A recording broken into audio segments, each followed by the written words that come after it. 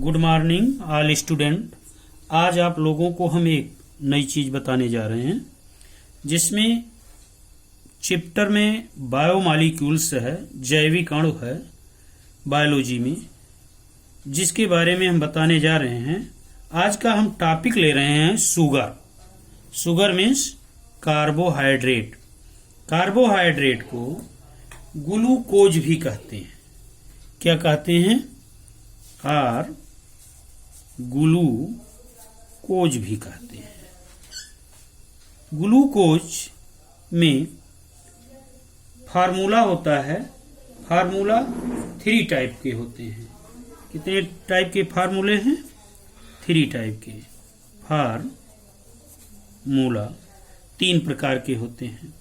कौन कौन फार्मूला हैं? अब देखिए, ग्लूकोज के ये 3 फार्मूले दिए गए हैं। पहला फार्मूला क्या कहते हैं? Empirical formula.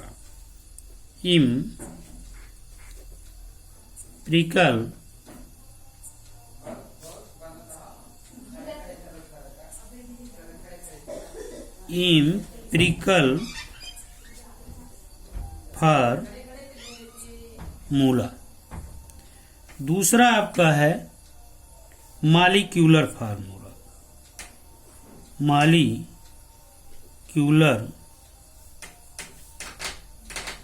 फार्मूला। और तीसरा आपका है स्ट्रक्चरल फार्मूला।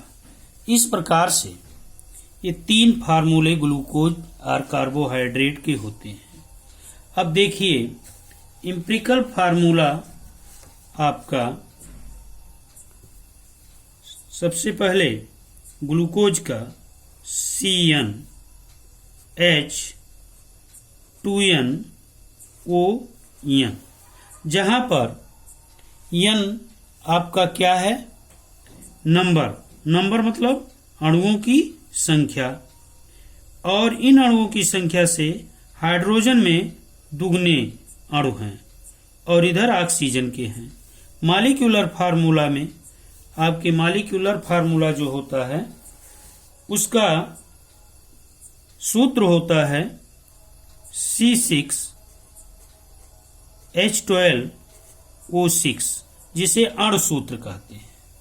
और स्ट्रक्चरल फार्मूला जो होते हैं, हम आज आपको स्ट्रक्चरल फार्मूला बताने जा रहे हैं।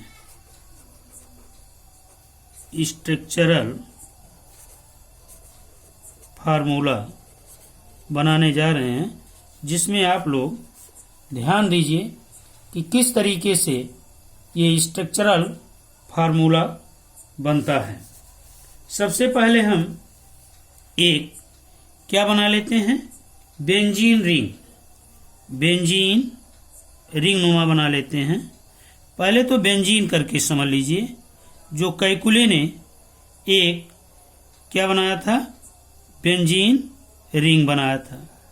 बेंजीन रिंग पर आप ये देखते हैं कि यहाँ कार्बन कितने होते हैं? 6 कार्बन होते हैं। हाइड्रोजन कितने होते हैं?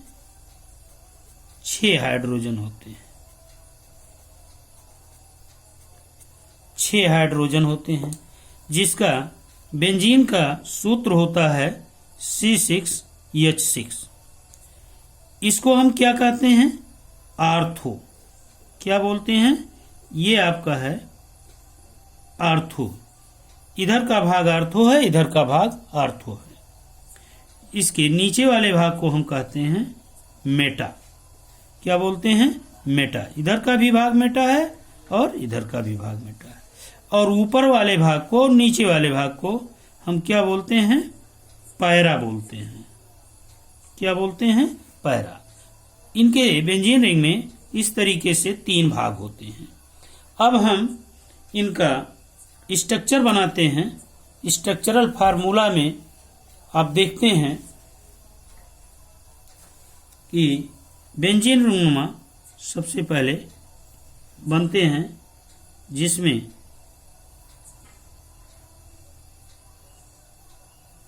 यहां आपका O है। इसके बाद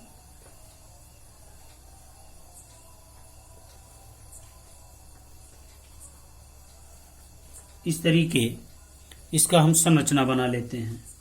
संरचना में आप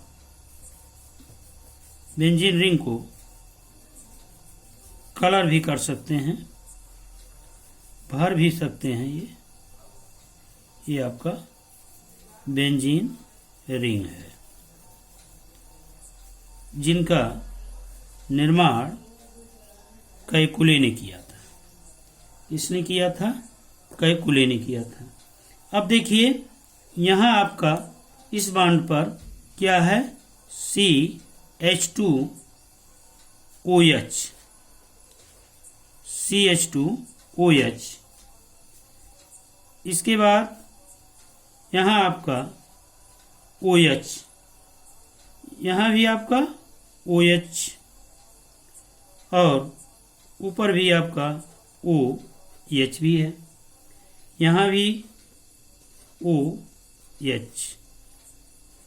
कहने का मतलब OH हाइड्रॉक्सी समूह है।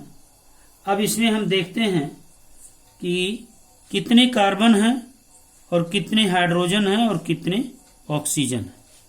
आप देख सकते हैं इसका जो अणु सूत्र था C6H12O6 था। कार्बन की संख्या गिन लेते हैं।